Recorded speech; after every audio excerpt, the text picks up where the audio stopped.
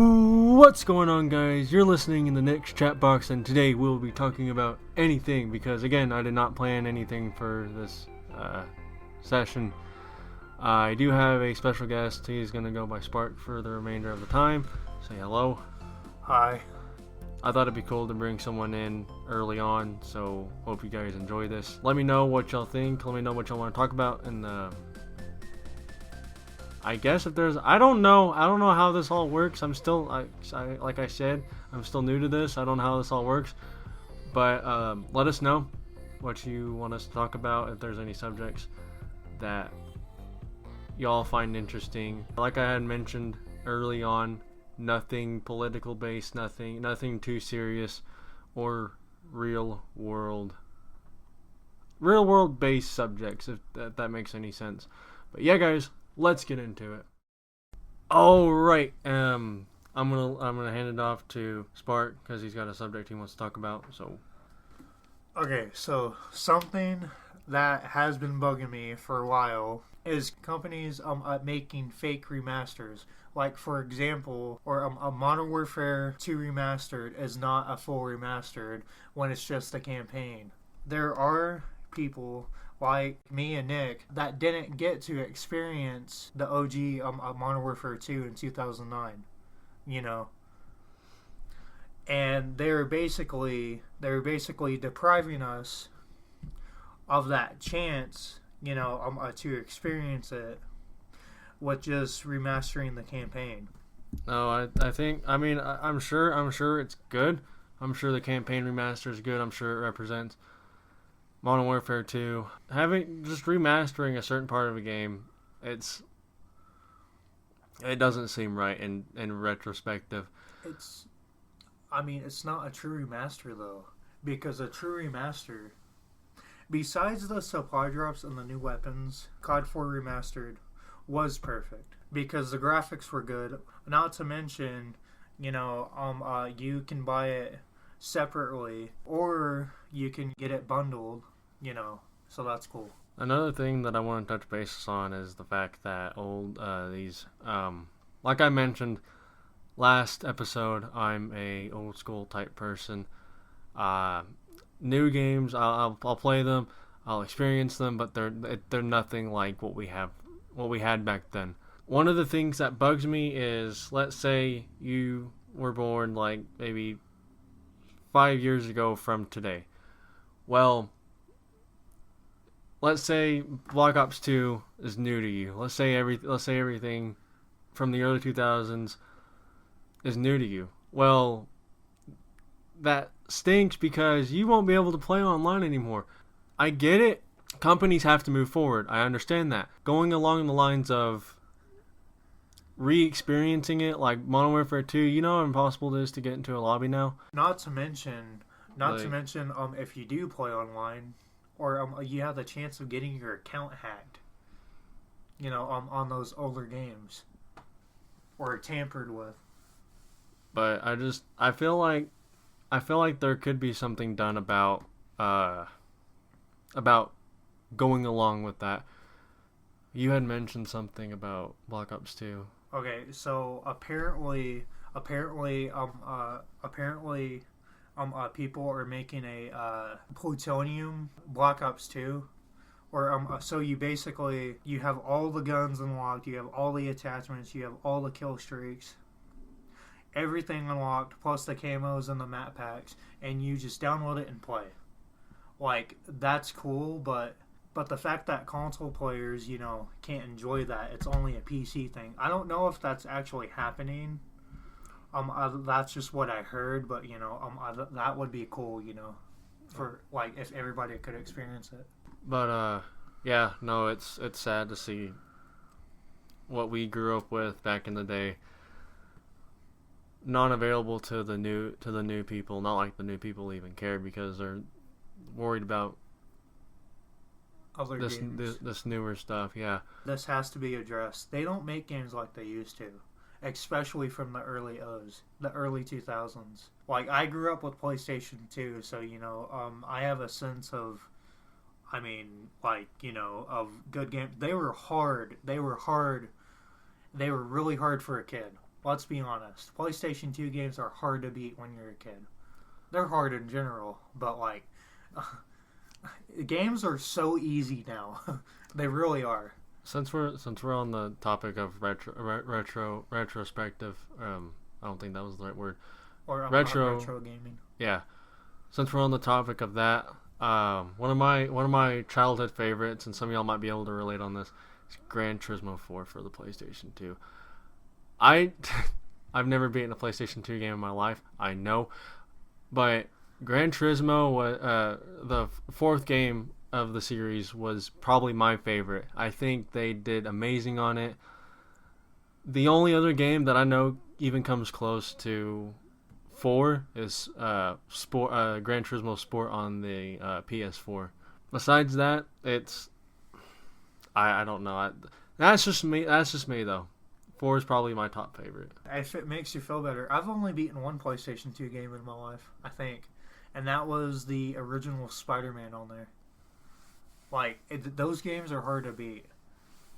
Not to mention one of my favorite series, you know, on the PlayStation 2 is the James Bond games. But I'm not gonna dive down that rabbit hole. And if anyone, another one of my favorites, I still have not beaten this, which this is a kind of my segue to another topic related to this. Is not the remasters, the original game, the original GTA trilogy, and some of y'all do know where I'm going with this.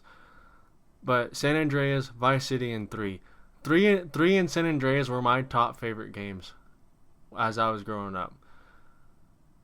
I'm gonna get a lot of hate for this. I didn't understand Vice City. I can hear it now. I didn't understand Vice City growing up. I'm sure it was a good game. I never experienced it growing up. I have a copy. I've played it before. I feel like I've mentioned this. I've played it before. I've experienced it. Like I said, it's a good game. I've played the spin-offs of 3 and Vice City, which are Liberty City Stories and Vice City Stories. Both of those games were extremely good. Granted, again, I haven't beaten them, but they were extremely good for the age I was, which was like, I was like, what, 16, 15? So I was young. Yeah. Yeah, no, but I think the remasters, I think Rockstar did pretty good on it, honestly. I mean, from what I've seen, they looked really good. I want to get them and play them. Mainly for 3 and you know, San Andreas, but I'll also try Vice City. I'm just not that big in it. Can we agree that the new Zombies games are very lackluster now? Because like you have 2 and 3. 2 and 3 are like the peak of Zombies, and then 4, Cold War. We're not even gonna mention Vanguard Zombies. Like the only good thing that came out of Vanguard was the remaster of Shinonuma. It wasn't even a remaster. It was a remake of it. Look, there's a difference between remasters, remakes, and reboots. Because when you reboot a series, like for example, Modern Warfare 2019, they rebooted the series. I thought that game was actually pretty good, and it revived Call of Duty, in my opinion. Granted, the story's so far along now, no one can even keep track of what happened.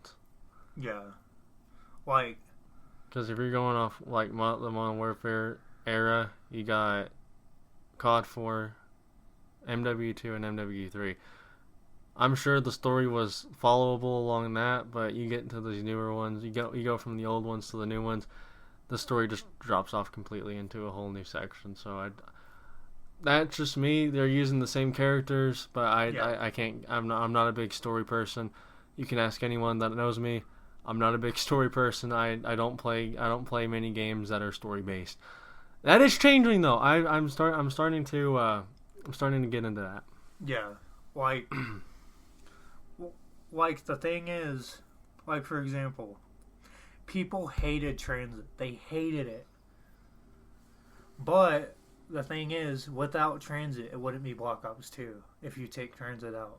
I would like a transit remastered. I know the denizens.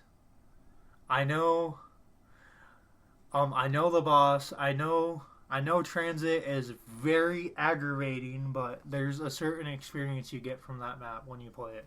Just like Die Rise.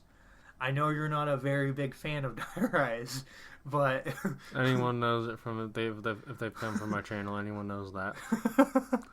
I actually have a love-hate relationship with Die Rise. I love Die Rise. People say Buried is too easy, and in a sense it is, but like, then again, they added the most overpowered perk in all of Call of Duty. Bots was everything to me back then. In 2014, I never had internet, and I didn't even know that PlayStation 3, you didn't have to have a subscription to play online. If I knew that, I would have begged someone to, Which, by the way, I think that's still going. What, PlayStation 3's servers?